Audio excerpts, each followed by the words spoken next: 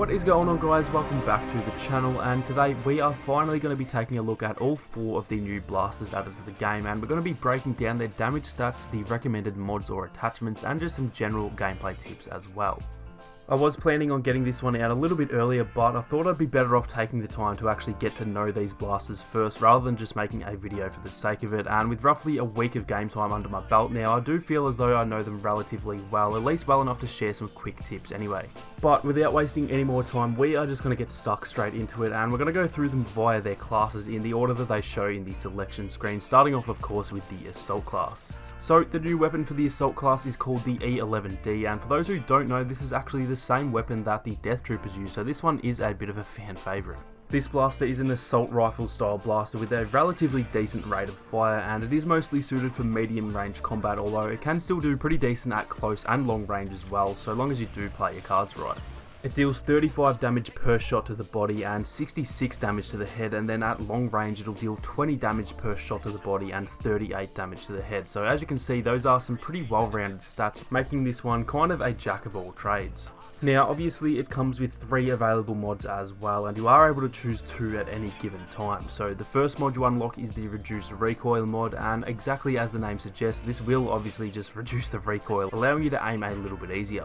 The next mod is the flashlight mod, and this one actually makes it so that when you scope in, anyone who's in your line of sight will be marked and outlined, meaning that then if you scope out, you can still see them highlighted in red for a few seconds, making visibility just a little bit easier. As for the third mod, this one is the improved range mod, and this one essentially makes it so that you'll deal more damage at longer range. Like I said, the base damage at range is 20 over 38, but with this equipped you'll deal 25 damage to the body and 47 to the head, and so that is a relatively big increase. For me personally, I tend to run the reduced recoil and improved range mods, as the flashlight just doesn't seem nearly as useful as the other 2. Now for some quick little gameplay tips before we move on, and for this blaster your best chance for success is pretty much to just keep yourself at a medium range from your enemies whenever possible, or even close range as well, but just be careful of anyone with an SE44C or a CR2, as there's a good chance they could beat you in that situation. It goes without saying, but aiming for the head with this blaster is extremely useful. If you can land 2 or 3 headshots, that's enough to either kill your enemy or at least put them at a very low health, at which point you'll only need maybe 1 or 2 more shots. Lastly, rather than scoping in, I do find that it is sometimes easier to just fire from the hip with this blaster, similar to some of the other assault weapons, but again, that does really just come down to your own personal preference, but either way, it is definitely worth giving a try and seeing if this does work for you as well. Moving on now to the heavy's new blaster, and this one is the T21, which in my opinion is easily the best of these new weapons. The T21 is a DMR style blaster with a very slow rate of fire, but it is extremely accurate and therefore it is really well suited for mid to long range. Up close it deals 65 damage to the body and a whopping 123 damage to the head, and since it is a DMR style of blaster, it actually has no drop off, dealing those exact same stats from long range as well, which is definitely what makes it so well rounded. Again, it does have 3 mods, and the first mod is a scope where it obviously just allows you to get a little bit of an extra zoom on your ADS, similar to a sniper scope. The second mod is called improved handling, and this one just makes it have a little bit of a tighter aim and less recoil, but it does come at the cost of a damage drop off at range, dropping that 65 to the body down to 35, and the 123 to the head down to 66 instead. Apparently this has been a little bit buggy in multiplayer though, so I'm not even 100% sure if this does have an effect or not in multiplayer. The last mod is its burst mode, and this turns it from a really good blaster into a great blaster, being able to pretty much kill anyone in a single burst if you can aim well enough. For me personally, I use the improved handling and the burst fire mods, but honestly depending on your playstyle you don't even need that improved handling mod if you do play mostly in close quarters or even mid-range areas. Now as for some tips for this one, and honestly not all that much really needs to be said. If you can make sure to hit your targets, this thing is insanely powerful, not only against troopers but even reinforcements and heroes as well. Contrary to the E11D, I do actually recommend aiming down sights with this one, unless it is close range of course, as it seems to let you hit those targets a little easier, and therefore you can take out those enemies even faster. I find it best to aim for the upper chest area when you're using the burst mode, as that's generally going to send the recoil up towards the head, and therefore you'll usually land 2 body shots and a headshot, which will one-hit kill any class in the game.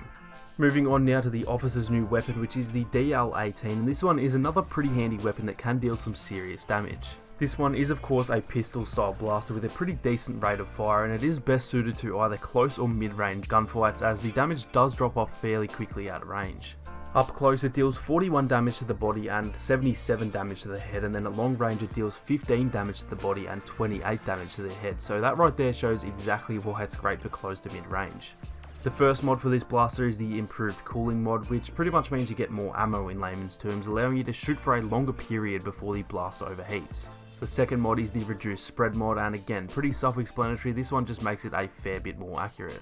Lastly, we have the repeating mode mod, and this one makes it fully automatic. Now that sounds really good, but it's not like the SE44C's last mod, as it doesn't increase the rate of fire. I personally use the improved cooling and reduced spread mod, as they definitely have more of an impact than making it fully automatic. If it did increase the rate of fire, then it would be worth it, but for me, I'm happy to have it be semi-automatic in order to gain more shots and better aim.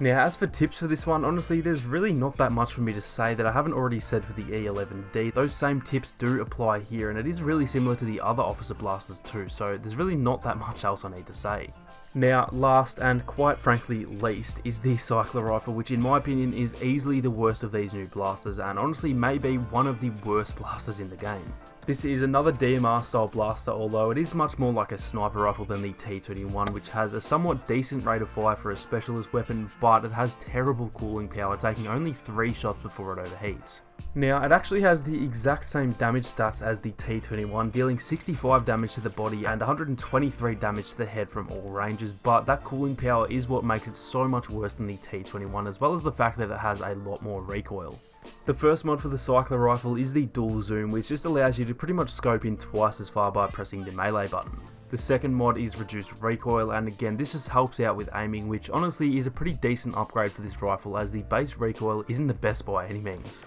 Lastly, there is luckily an improved cooling mod, which still makes it overheat after 3 shots, but it will cool down on its own after about half a second, and so if you do spread your shots out, you can actually kind of fire it an unlimited amount of times. For me personally, I use the reduced recoil and the improved cooling mods. I've never been a huge fan of dual zoom, as there's usually better options, but as I always say, I would recommend testing them all out for yourselves anyway. Now, moving on to some quick tips for the cycler rifle, and the main one is honestly just to play it a little bit safer than you would with the NT242 or some of the other specialist weapons, as one little mistake can quickly lead to a death. Again, it goes without saying for any specialist weapon, but aiming for the head is a must for this one. If you can land 2 headshots, that will be a kill on any class, and so even though I mentioned that this blaster isn't that good, it can still kill in 2 shots, which really isn't all that bad when you think about it. The best tip I can really give is trying to focus on killing enemies who aren't focusing on you, because honestly if it's a straight up gunfight, you have a very high chance of losing that battle no matter what weapon the enemy is using.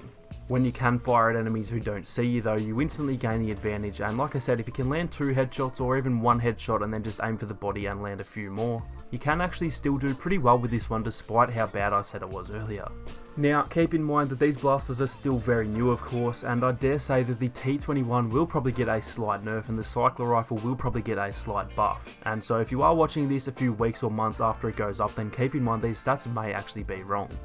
I am going to be redoing my class guides now that we have new weapons, however I am going to wait a few months at the very least until they do get the balancing right, as I don't want to update them now only to have to do it again in a couple of months. But anyway guys, that is going to do it for this video. Hopefully some of this info can help you guys out there on the Battlefront, and if it did help you out, then make sure to smash that like button down below and subscribe to the channel with those notifications on so you don't miss any more Battlefront 2 videos or live streams. Thank you all so much for watching, you guys have a great day, and I'll catch you all in the next one.